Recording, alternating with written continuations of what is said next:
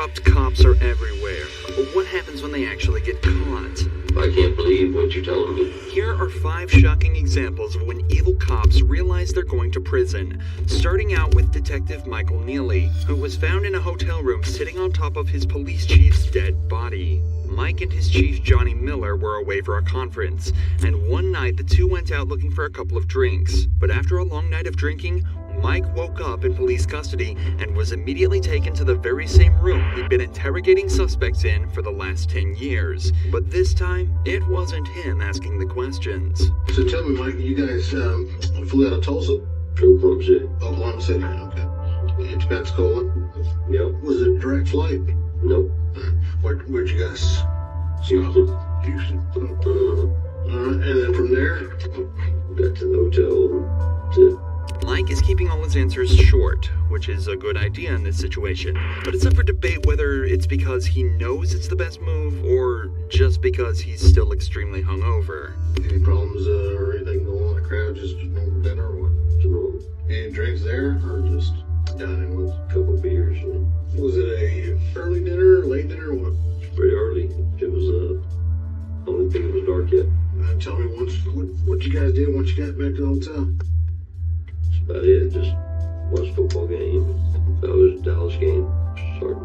Mike said the night consisted of a football game and a couple beers, but in reality, things went much further than that.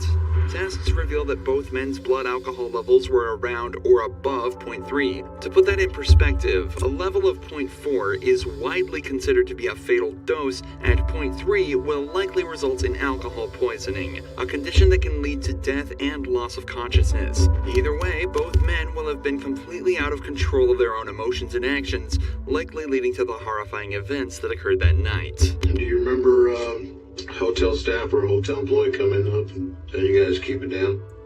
I don't remember that. So what is the last thing you remember as far as that evening until the football game? I mean, I know you're asking me questions, but can I ask you a question? Absolutely. Okay, homicide. Who is dead? Dead. Dead. Yes, sir. I guess I probably don't have anything else to say then. I've got nothing to say to you. Mike was initially told he was brought in for a homicide investigation, but only now told that it's his police chief Miller who died. Remember, Mike was so drunk last night that he almost certainly doesn't remember a thing. So knowing how bad his current position is, he decides to invoke his right to silence, telling the cops that he's got nothing else to say. But these are trained detectives, and they're about to put all their years of experience to work. Michael, you'd be in charge of second-degree murder. Okay. I had no idea what I was being charged with. Yeah, you'd be in charge of second-degree murder. You're fixing to be booked in the Escambia County Jail with no bond. And we've already notified your wife. Okay. And, the victim, yes. I'm assuming. Yes. Okay. You have any questions for us? I mean, I've got 1,000 of them, but I mean, it really does make it.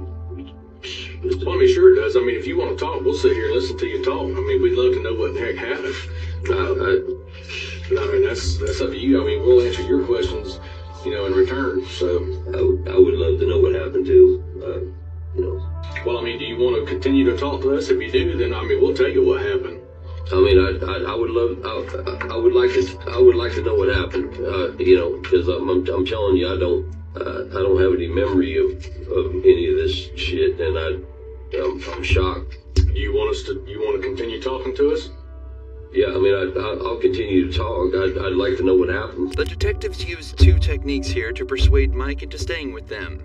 First, they're reminded of the position he's in, almost threatening him with the punishments he's immediately facing. Then they ask if he has any questions for them. Obviously, given that they know Mike has no recollection of the previous night's events, he'll be scrambling to figure out what happened and if there's any way out of it for him. Imagine you woke up in a jail cell being told you're going to prison for killing your boss while blackout drunk. You do everything you could to piece together that night's events. Mike is now starting to realize that's his only option. Watch how his demeanor changes as he starts to almost join in his own investigation. I'm trying to get you to figure out what's the last thing you remember. Mm-hmm. And if the last thing you remember was watching football. Do you remember drinking? Yeah. Good. Were you drinking the vodka? Yeah, I drank some vodka. Yeah. So, well, the first call came a little bit after 6, I believe. One of the guys at the room next to you didn't say you guys were arguing, just being loud, just laughing, yelling, probably. So the next noise complaint came out about 9 minutes till 10. This time he can't get anybody to come to the door. All he hears, he's knocking. He hears just grumbling, grunting, uses his car to get in, is on the ground between the bed and the wall. You are sitting on his chest. His face is beaten. The statement that was given by the second noise complaint could hear a male saying, Mike, stop, and then it just went quiet. Mike reiterates that he's got absolutely no memory of this and had no animosity towards Miller at any point. However, he also doesn't show remorse at any point. He just sits there confused and quite obviously only concerned for himself, repeating that he just can't believe what happened. The officers detail a little more about Miller's body and try desperately to get Mike to remember anything at all about the events, but he just sits there in complete disbelief.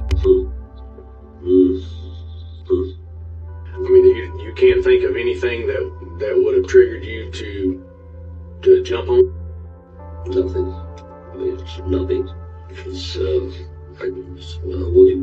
Anything else? You got any questions for us, Mike, before we get you across the street? no, I guess I'm getting booked into jail, and, Yep, we're gonna get you booked in the jail and put in special housing over there so that you're not back there with the heads and stuff. right. And protective custody. You're not wanting to harm yourself or anything, are you? No. Michael Neely was indeed booked into jail and subsequently sentenced to life in prison on account of second-degree murder. But Michael took all this news surprisingly well. He just sat there and accepted his life was basically over, in complete contrast to the corrupt tactics of this police captain. Captain James French was caught drinking and driving and followed home by an officer. What followed was one of the most brazen examples of police corruption ever caught on camera. Stay in your vehicle. Get back in your car. Drunk? Huh? A what? Captain. A what? The big, don't reach in your pocket. Get back in your car. Have a seat. I will. I'm not. You been drinking tonight? I just got a ride. You been drinking tonight, sir? I'm a captain of the police department. What police department? Oklahoma City. What division? Investigations. How much we had to drink tonight, sir?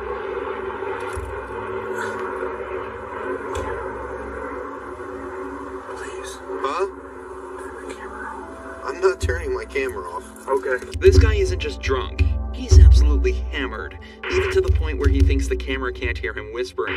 But despite the captain's pleas, the officer refuses to turn off his camera and continues with the investigation. Go ahead and step out of the vehicle. You gotta be kidding me. How much we drink tonight, sir? I was at a poker game. Uh-huh. Because you're swerving all over and when you turn off you didn't use your signal. I'm sorry. How much you drink at your poker game? Not much. Not much. How much is not much? I don't know. Beer? Liquor? How Beer. many beers? 3 or 4. 3 or 4? How long ago was that? It's been going on a while. How long ago did you drink your last beer, sir? What time is it now? It's 0140. Midnight. You think you should drive it? No, but I came from 4 blocks. Your mom lives here. I live here. You live here. Yes. Come over to the rear of your vehicle. Okay. You got any weapons or anything on you? I do not, sir. Those must have been a strong few beers, as not only was he stumbling over his words, but apparently also swerving across both lanes on his way home. The captain is then searched and told to stand in the open where he's tested on his balance and sobriety. Hands down by your side, please. Look straight ahead. You see the tip of my pin, sir? I do. I want you to follow the tip of my pin without moving your head, okay? Come over here where it's a little bit more level. I'm going to demonstrate for you first. While I'm demonstrating, I want you to stand with your feet together, hands down by your side, just like this. All right, sir? What's your name? Matt French. Matt French. Mr. French, stand just like that for me. When I tell you to begin, okay, I'm just going to demonstrate for you first. I want you to pick a foot of your choosing. It doesn't matter if it's your left or your right foot. I'm familiar. And I want you to lift it approximately 6 inches off the ground. And while you look at your toe, I want you to count by 1,000. It's 1,001, 1,002, 1,003, 1,004, 1,005, so on and so forth until I tell you to stop. At any point in time, you lose your balance or your foot touches the ground, just go ahead and pick your foot back up and continue to count, okay? Do you understand these instructions I've explained to you, Mr. French? You may begin. 1,000.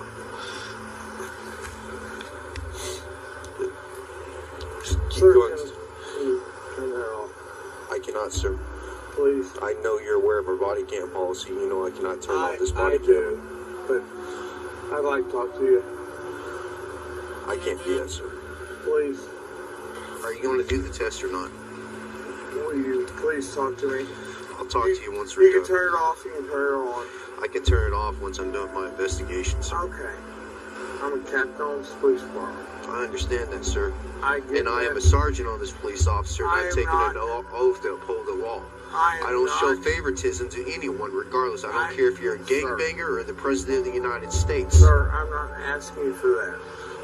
If I was to treat you differently than I was to treat like some Southside loco or some pedo, how's that look on me?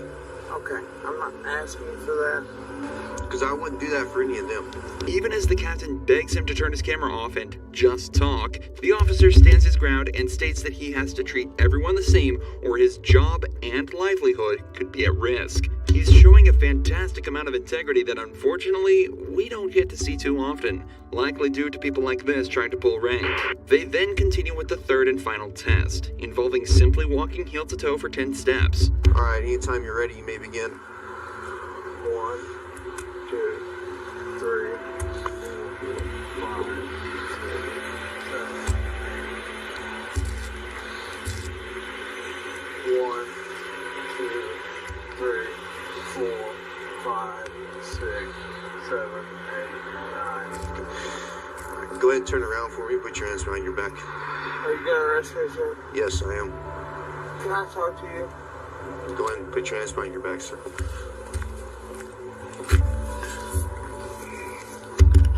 Now that the investigation is concluded and the perp is placed under arrest, the officer turns off his camera and returns the captain to the police department.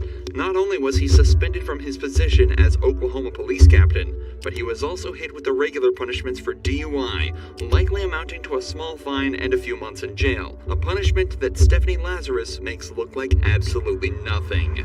After decades of investigations, DNA evidence revealed that Stephanie was very likely the culprit of a murder committed in 1986. Because of the high-stakes nature of the case, the detectives made sure to meticulously plan this interrogation. Stephanie was a really successful detective herself, and she had recently received recommendations for her good work on a theft case. So the detectives used this, and brought her in under the guise that they needed help with a case. I didn't want to talk about this in the squadron because I don't know who people are listening. And if we go to my side, everybody's always wondering what everybody else is doing. Okay. An interrogation room is a strange place for such a conversation to take place, so to put her mind at ease, detectives told her this was the place they'd least be likely to be overheard, as the case details were strictly confidential. Sherry Rasmussen's body had been found at her home after being shot 3 times. At the time, police suspected the murder was a result of a burglary gone wrong, but the case went cold when they couldn't identify the suspect. However, 23 years later, when revisiting the case, detectives found evidence that led them towards Stephanie, a girl who had been trapped in a love triangle with Sherry and her husband, John Rutten. So the detectives decided to bring up John's name to see how she'd react. Are you guys friends? Close friends? Yeah, we're very close friends. Yeah. I mean, what's this all about?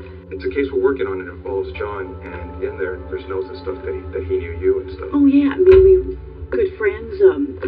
Lived in the dorms for 2 years. Was there ever any relationship or anything that developed between you guys?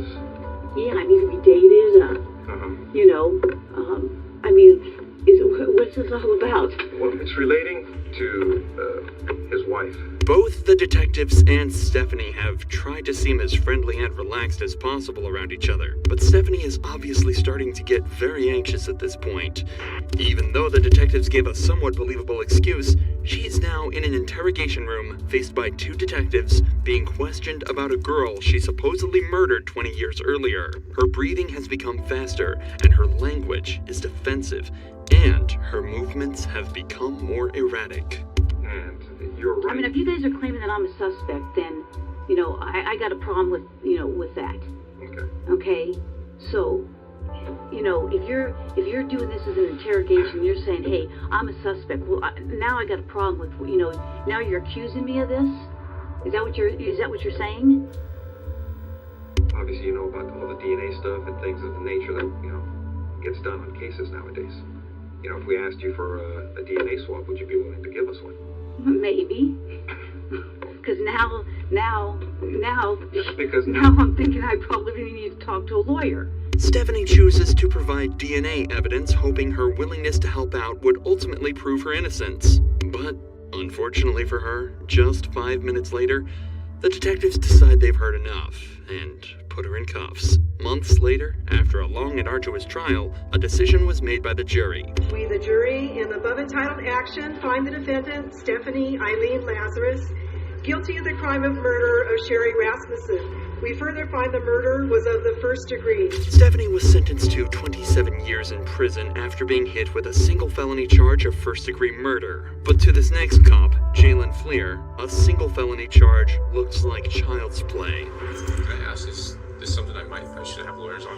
In April 2020, San Diego police received tips that a man had been engaging in with a local child. 2 months of investigation led directly to Jalen and a mountain of questions that desperately needed answering. So, I know that I have a lot to delve into, but I really want to get to know you first, if you don't mind. Definitely. Okay. So, I'm gonna lean back and get comfortable. Just because. Are you comfortable? Do you want to take off your duty belt? No, I'm good. Okay. Can you tell me a little bit about your upbringing? Yeah, so I will ask what this is about.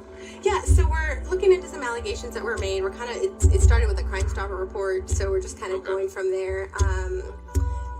We did receive a picture that, when we looked into it, it looks similar to you. So I don't know if you can take a look at the picture and just tell me if you've seen this picture before. Oh, I have like 15 million things here. As soon as the allegations are brought up, Jalen becomes visibly stressed. He leans forward tentatively in his chair, clasps his hands together softly, and clenches his jaw. It's obvious he's worried about whatever he's about to be shown. The detectives have made it clear that he is not currently being detained and is free to leave at any time. However, she is making a noticeable effort to make him feel relaxed, using a bubbly and friendly persona to put him at ease. So this picture right here. Yeah, that's definitely me with the gross one. Okay, so this picture right here, how old were you when it was taken? I don't know, 20? 20? Okay, cool. That makes it very easy. So as far as the picture, so this photo came up in connection with some allegations about you communicating with a younger female on Snapchat. Okay. Can I ask, is this something I should have lawyers on? Jalen is starting to seem more and more stressed. He begins to sway in his chair more and becomes more closed off with his answers. But the pressure he's feeling now is nothing compared to what the detective is about to lay on him. So, this, like I said, this photo was sent to this person, so they were in possession of it, and we can't find any connection or reason why this photo would end up with this particular person if it wasn't shared by someone you may know or yourself. I agree, yeah. My wife would have done it, so I don't know why she would share that. So, well, along with the photo came some additional information about your personal life. Okay. And based on some of the information you shared with me today, it seems to add up. Okay. The account that shared the photo and the information was called J178211, a seemingly random selection of numbers, until you realize that 17 was his college baseball jersey number, 82 was his high school jersey number, and 2011 was the year he graduated in.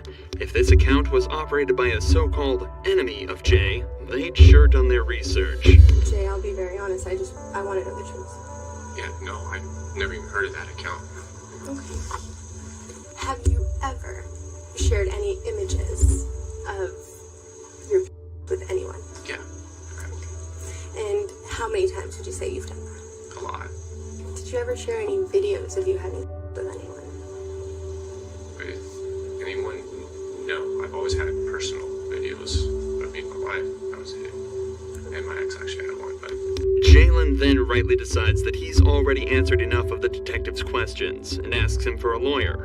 However, unfortunately for him, he's quickly handed a search warrant, allowing the police to seize DNA, his phone, and his car. Police used this to gather a mountain of evidence against Jalen and, just a few weeks later, turned himself in. Jalen was charged with 20 felonies, including engaging in lewd acts with children under the age of 14, pandering children under 16, and engaging in the child under the age of 16. A few months later, he was sentenced to 12 years in prison, a fraction of the amount Grant Hardin received after a murder investigation led to the shocking discovery of a crime committed over a decade earlier. Grant has been apprehended on suspicion of murder, but the secret he was hiding would end up making him so desperate, he would try everything he possibly could to escape. On the 23rd of February, James Appleton had pulled into a parking lot on Ganridge Road to take a phone call with his brother-in-law. Suddenly, a loud banging sound was heard over the phone, and the line went dead. A passerby had spotted a white Chevrolet Malibu parked behind James's car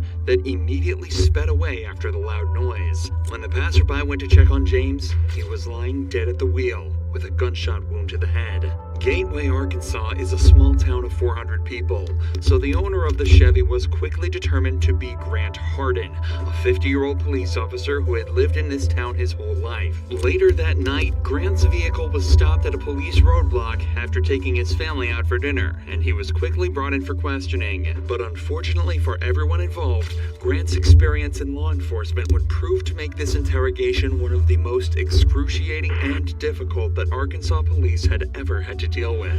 Detective Chamberlain, I know we have James Chamberlain.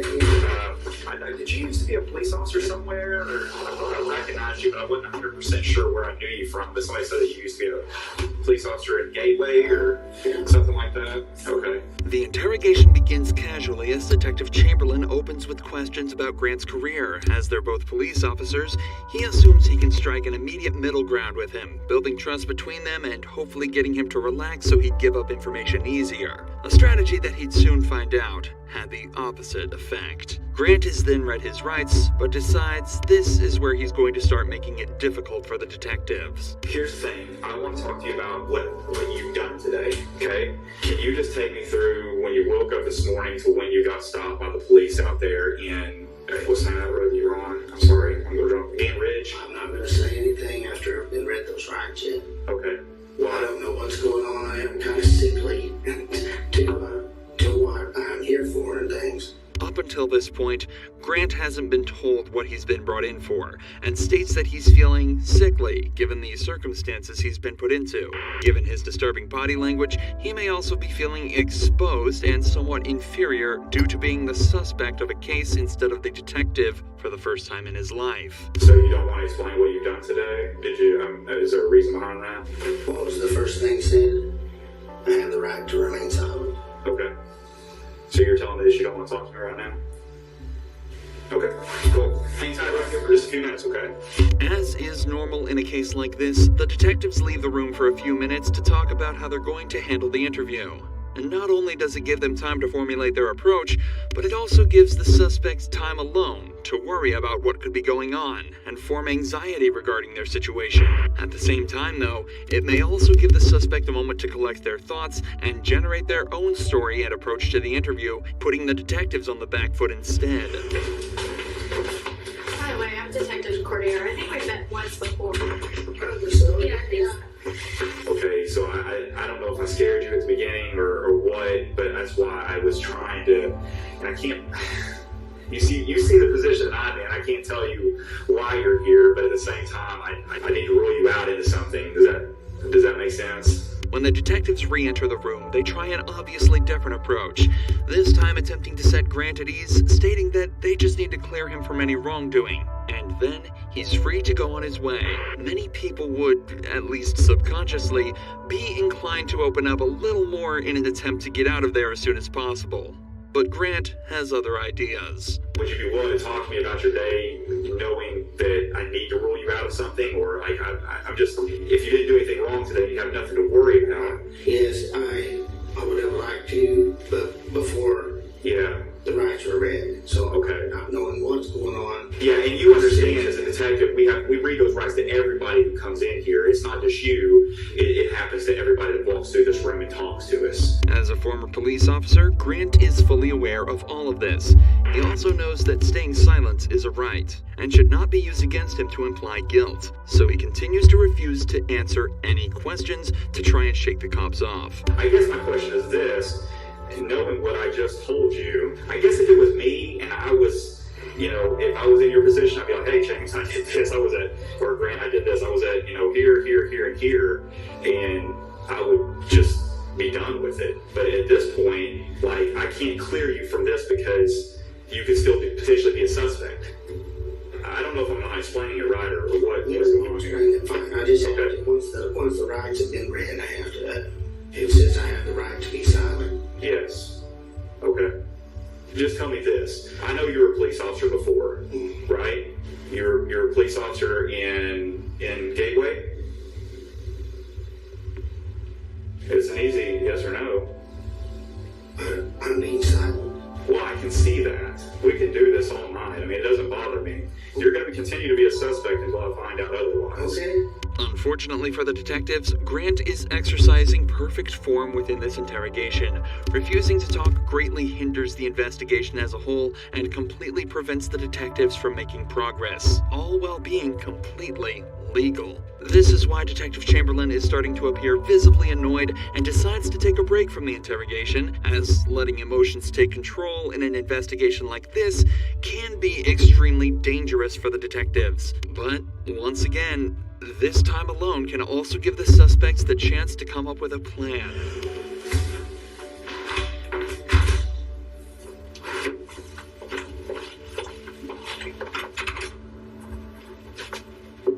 Hello, I need to go. You need to go where? Home or get ready for work in a little bit. Okay, we'll just have a seat and I'll get it for you. Okay. Okay. All right, thank you. Hey, Yes, sir. the other officer, you want to talk to me again? What's going on? I'm just ready to go. Okay. I'm not ready for you to go yet, so you're not going to be able to go. I've got other things that I'm doing right now, so. I was gonna go. Oh, you're not going to tell go. you that. Okay. Yeah, no, you're not. But I You stay will. tight. Okay. Perfect. Thank you.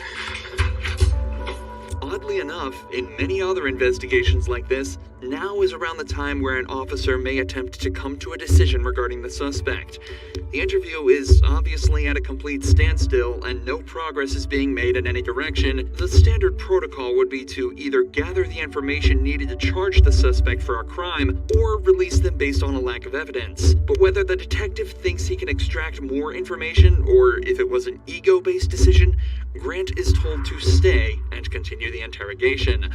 The police then try to take some time to piece together more of the story, talking to witnesses to try and place Grant at the scene of the crime. Despite his silence being perfectly legal and acceptable, it greatly increases the detective's suspicion towards him. Suspicion that's only heightened when Grant's wife says that his only alibi was that she thought he was spreading grass seeds at the time of James's death. All signs point towards Grant, and Detective Chamberlain goes back in for round 3. Detective Cordero is talking to your wife right now. I talked to her a little bit, so I've kind of got a timeline of where you were and where you weren't today.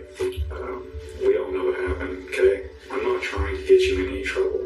I'm not trying to get her in any trouble. You've got a little daughter, who's 16, who needs her parents, okay? I don't know if you've had a problem with this guy for a while, and this was an accident, or you maliciously chased him down, or what happened. But if I don't get your side of the story, I won't ever know. We're writing a book. You got chapter 1, you got chapter 2, chapter 3. Chapter 1 is what happened today, what started out today, how your day started. Chapter 2 is what led up to the incident. And chapter 3 is you telling me about what happened to lead you up to that. I know you went to eat, out tonight. I know what you said at dinner. I know that you went to Lowe's afterwards. I know everything, but I don't know what caused the incident. And if I don't know that, I've got to assume the worst. I'll let you think about it. I'll give you one more chance here in a few minutes, and I'm not going to talk to you anymore. I'm telling you that. Well, what happened? I know, you know.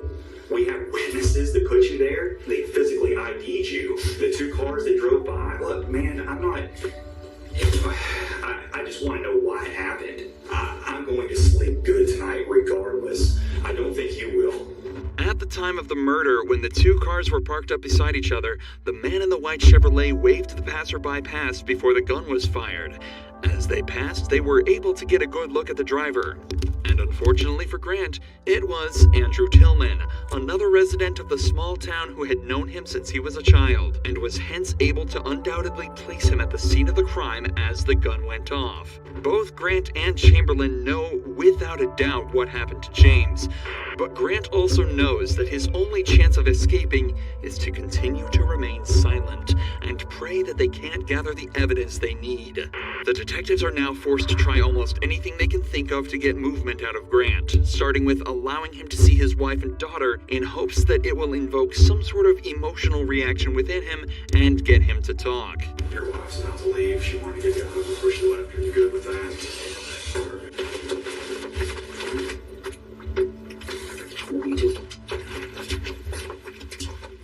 Okay. Alright, I'll be back in a few minutes. Thank you. Unfortunately, even this doesn't work. So instead, Detective Cordiero decides to return alone with a more calm and sympathetic demeanor in a second attempt to build trust with Grant. Often, male suspects are more likely to build a subconscious connection with female detectives due to them often thinking that they're less threatening and more understanding. Realistically, this is the last option the detectives have. Alright, get ready to think about laying down up on that desk, but it's awful hard. Yeah, I don't know if you'll be any more comfortable up there than what you are now. Can you help me understand how we got to this point? I don't know. I don't know. Man, I remember being on patrol and running into you one night. Help me out on a call back then. Oh. It was way back in, I guess almost 3 years now. Well, Two, yeah, something like that. Yeah, something like that. you guys are always good to help us, help me too. Yeah, absolutely. Brad, you always stay right there, man. Cordiero opens up with an anecdote about how Grant apparently backed her up on a case 3 years ago. Even though he doesn't necessarily remember it, this will give him the idea that Cordiero will be even more sympathetic and helpful towards him as he's done her a favor in the past. It also allows them to continue reminiscing about their time on the force and the people they've worked with, further strengthening the subconscious bond Grant will be creating. I just don't understand how we got to this point. Yeah, me neither. You're willing to talk? Tell I'm me. just ready to go to bed. I don't blame you. Me too. Me too. And we can do that. You just talk to me. Well, I just have to, since you read those rides, I have to stay and I have to do the ride. Well, what's the difference? See the difference? Regardless if something happened or not, and if it did, if it was an accident, well, tell me. Like, let me help me help you. Like, I want to know what I can do or what happened today to be able to explain it later. I don't know what happened today. I just need to. You know, people are gonna have questions. Your family. I have questions. Well, exactly. So why can't we figure this out together? Cordiero is making a conscious effort to use inclusive language, such as, "We will figure this out together." This and her open and expressive body language are both techniques she's using to make Grant feel more relaxed, and as though he's part of the solution, not the problem. She's also making every effort to be nice to Grant, in hopes that maybe he'll finally open up to her, or at least give her a way in. We had started from the very beginning. I mean, I know you probably slept in because you work nights. I work nights. Trust me, I worked nights for almost 4 years. I understand how that sleep schedule is. Yeah, I was asleep, so messed up. Did you sleep in today? Yeah, I bet you did. You could have got to work tonight, huh? Yeah. Yeah. What time did you get up? Noonish. Around noon. That's usually what time I got up too. Did you watch anything good on TV? Usually that's what I do. I'd eat and watch TV. I'll woke myself up a little bit. Anything good? Same old stuff. Oh yeah? wake up and watch? Well, we watched, my wife always has it on, I can't remember what channel it's called right now, TV Land. Oh, okay. I haven't really watched any of that. I couldn't even tell you what it was about. Is your wife like that? Oh, yeah, I think she's been watching other stuff better than Yeah. It might not be about the case, but finally, Grant is talking, and Cordero has found her way in. If she can keep the flow of this conversation up, she might be slowly able to extract information from him even without him knowing. Talking about specifics such as TV shows and sleep schedules, even that could lead to catching him in a lie, and placing him in certain places at certain times. But most importantly, she's building a connection with him and continuing to let him talk, which increases the chance that he either slips up or decides to make it easier on the detectives and answer a question. But predictably, as soon as Cordero started asking him to talk about the case again, he shut down once more, refusing to answer any more questions and staying silent. I think you have a lot to live for. Beautiful family, who I've had the privilege of talking to. The way I look at it is you're a man. Men face their mistakes and they own up to them. And they figure out what happened and figure out how to solve it and move on. Like I said, I'm honestly here to help you. I want you to understand that. I wouldn't spend my time in here with you if I didn't. And that something happened today that needs to be explained. Did you make a mistake today? Even after reminding him of his family, Grant doesn't move an inch, again realizing that his only chance of being let off is to not speak and hope they don't find anything. I like you, I like this fella that was a detective here. No, I don't care about any of that and stuff. And I just don't know how to I haven't had this happen before. Being brought in and interrogated for something. So, I don't care, but I just don't know how to be silent, sitting over here looking like a jerk. No, you're not. Honestly, you are far from that. You're very polite. Don't you know why you're here? I appreciate you guys, and I'm just gonna get a lawyer. Yeah, it's up to you. But obviously something's going on and I need one. I just want to hear your side of it. I want to get a lawyer. After hours of almost pointless back and forth, Grant finally asks for a lawyer, meaning the detectives can no longer question him, and concludes the interrogation. But this is far from where the story ends. Between this interrogation and the final court hearing, Grant and his lawyer both realized that there was simply no way he was going to be released scot-free. Not only was there a man at the scene of the crime who all but saw him pull the trigger, people were also starting to realize that he'd actually either been fired or resigned from 3 different police force jobs before becoming the chief of police in his hometown. So, on October 16th, 2017, he pleaded guilty to the first-degree murder, but refused to reveal his motive, leaving each member of James Appleton's family without closure to this day. However, as Grant was being prosecuted, a shocking revelation was made that turned him, a murderer, into a senseless monster of a human being. As his DNA was being taken, they realized it was already in the system, under an unknown name, for a crime committed almost 20 years ago.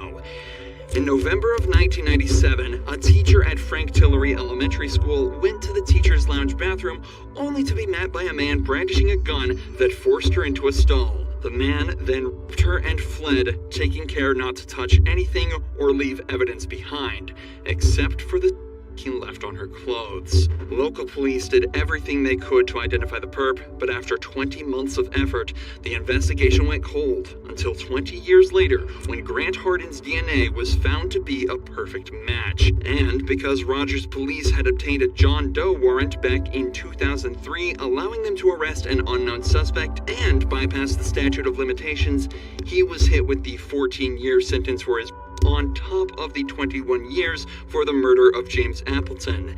And as such, Grant Hardin was sentenced to 35 years in prison, meaning that he'll likely live out the rest of his life behind bars.